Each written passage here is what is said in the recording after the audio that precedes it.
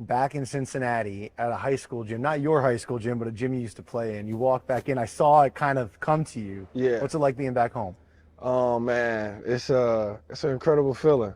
Like I kind of told you, I don't think I've been in here since my senior year, and it's just to get some good memories. Hmm. All-star game I played in here, and then just some battles I've had against the Bulldogs. So it's a good feeling, especially when you haven't been back in the arena in so long. So it's good to see. Let's go back to that senior year you. Could you ever imagine that you're a guy played professionally, NBA, going to the Olympics? Did that 17, 18-year-old you know that that was the future? Um, Yes, I'll say yes in a bit and in a sense. As far as the Olympics, no. Um, Playing overseas, no. But I want to say probably my freshman year of high school, I knew that it was a good chance that I could make it. I just knew I just had to stick with it, be myself, and just outwork everybody in front of me, and I'll have a chance. But yeah, I believe that, my senior year, I knew for sure. The Olympics, though, oh man, it's a dream come true because you watch them, you watch it all the time. You're hyped, but I never thought I'd be there. Okay, Olympics. It blows you away. Yeah. Blew me away when I first heard it. How did this come about that you're playing for South Sudan in Paris? Um.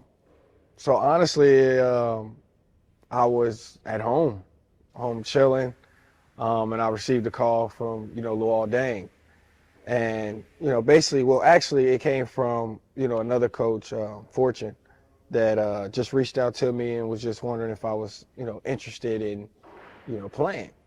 And it was crazy because I had just came off of surgery on my thumb that I just had. It happened playing pickup or whatever, and I was eager to get back on the floor. I was eager to play, and then it was just like there's a chance to qualify for the Olympics. It's like why not.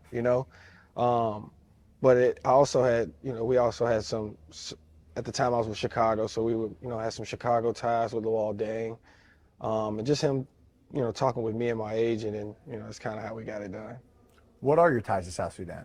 Um, Man, I get the question asked all the time. I like to say, my dad or my, family, but I'm really just nationalized. I'm a nationalized player. What have you learned about their culture now that you started playing with them? Oh man, it's amazing. Their journey. All the things that they've accomplished before me has been, you know, nothing short of amazing. I talked to some of those players, and those guys have been through, a lot. The country's been through a lot. Um, what I just learned is, I'm always a underdog kind of guy. And signing with them and playing with them, I knew we would be underdogs. But I just think that they were slept on so much. So much talent, so much work ethic, and skill with that group that didn't go noticed. But they've like I said, they've accomplished a lot. They were already competing to qualify for Olympics, and I was glad I was able to be that piece. Well, Deng, very vocal and about his passion for NBA Africa and helping players in the development over there. When he called you, what was the pitch? Why you? Um, like I kind of just said, I think I was the missing piece, and I think he felt like I was the missing piece. We had shooters, we had athletic wings, we had bigs who play above the rim, but I think what he kind of pitched to me was just like we need a guard, a guy that can go score when he needs to, a guy that can set the table for others, and just come in and be myself and allow myself to be a leader. And that was the pitch he gave me, and um, trust me, when Luol called, I never told him this, but he didn't really have to say too much. The respect was there. Everything he does, I know about. And like I said, I always feel like I'm an underdog, so I would love to be a part of an underdog story. Your story is a bit of an underdog story in general. always having to fight for your spot. Where did you learn how to do that from?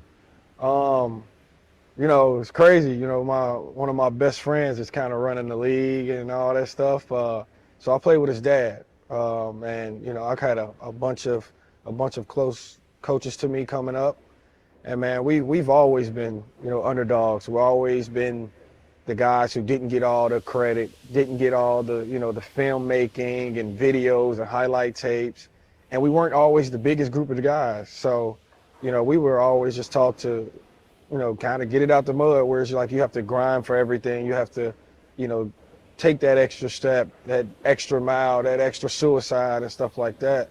And, I just stuck with it.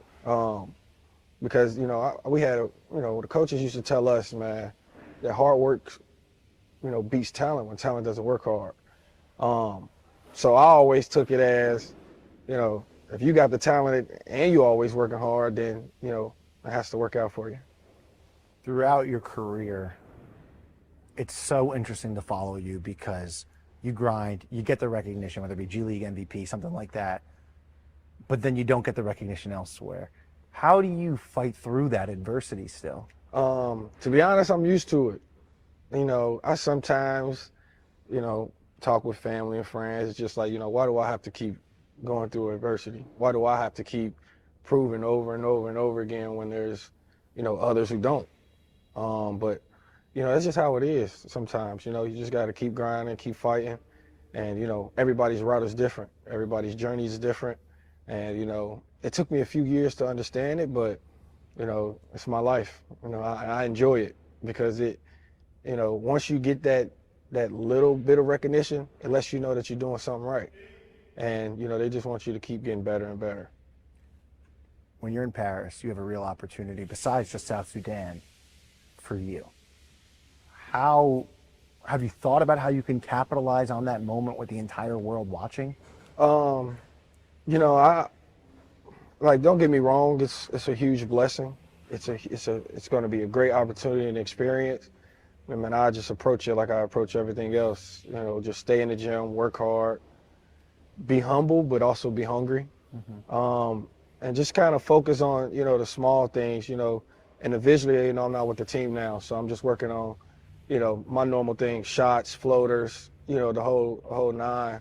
And, when I get with the team, it's going to, be a little different, where it's like, we can't make these small mistakes we made when we were in, the World Cup games. These guys are going to be sharp. They're going to be, on their stuff. So, we need to do the same. A lot of athletes, not just basketball players who are going to the Olympics, they grow up dreaming of representing their country. And as you said, you were nationalized, it happened later. Yeah. How is that pride different for you, and what does it look like? Man, I sit all the time and think about it, but when I sign in to do something, I do it. Like I said, I've learned these guys' culture. I've learned what these guys have been through. And shoot, I've honestly, considered, those guys my brothers. They took me in with open arms, like no problems at all. They allowed me to be myself. They had the utmost confidence and respect for me. So, it was always a mutual feeling. And that's huge for me because, for a guy who's basically considered, an outsider because I'm new to the team, you don't expect that from everyone. But like the staff, trainers, players, like they all accepted me. So it was great. It was great. I've covered the Olympics before. I was in Korea, and the one thing that stood out to me is that people from all over the world, all walks of life, all different sports, all of them, there's this one common ground, but they all bring a piece of home with them. Right. What's that piece of Cincinnati you're bringing with you? Man, it's crazy because I think about it so much that I don't know. Like, I feel like you say a lot of things, man. Just the fact that I'm from Cincinnati. I personally, in my generation, don't know, a lot of people who's been to the Olympics. So that piece is just like that. I'm doing it, and I'm one of the first that I know of, from Cincinnati doing it, and it's just a huge blessing. and I'm gonna carry that with me. I know my friends and family and you know the people who support me are gonna be behind me and support me 100%, and that's all I can really take with me. Who was your first call when you found out? Oh man, my mom and dad, they were the first ones to know. They were a little confused as well, but they were the first ones to know, and then um, my I probably called Peyton, honestly. Peyton, and then some of my close friends, man. It was a blessing to hear. It took me a minute after I got off the phone. I didn't call anyone immediately. It took me maybe an hour to like just kind of soak it in, because I'm like, bro, the Olympics. Like I have a chance to qualify for the Olympics, and it's just like, that's, I know people dream of it. And I try to be realistic with myself. Like the NBA is one thing, but Olympics that's elite. Some of the best athletes in the world in all sports, get the chance to represent the country and represent themselves. So it's huge. What are you most looking forward to about the games? Man, really just go out there and showcase what I can do and what the team can do. Man, and just enjoy it.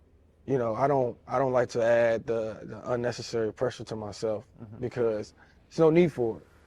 At the end of the day, it's basketball. It's a game that I played since I was 4. And it's something to enjoy. Of course, you want to be serious, you want to be locked in, but I think sometimes as ball players, we sometimes get carried away with the end goal and stuff like that. We tend to forget to have fun. So, I mean, I know that's my biggest thing, is to have fun and kind of soak it all in. And what I'm most excited about is not even, the games. I feel like I'm the guy that's going to try to go to every, event, the swim events, the track and, all that stuff. Like that stuff is amazing to see, because, it's considered some of the best athletes in the world. So, that should be interesting. What country are you going to be repping at the other events then? See, that's always the tough part, It will be South Sudan on my chest, but I don't forget where I come from and stuff. So I will definitely be rooting for USA as well. I just saw on your bicep you got the 513 tattoo. Yes. What does the city mean to you? Oh man, it means everything. My mom's from here. Majority of my family's from here.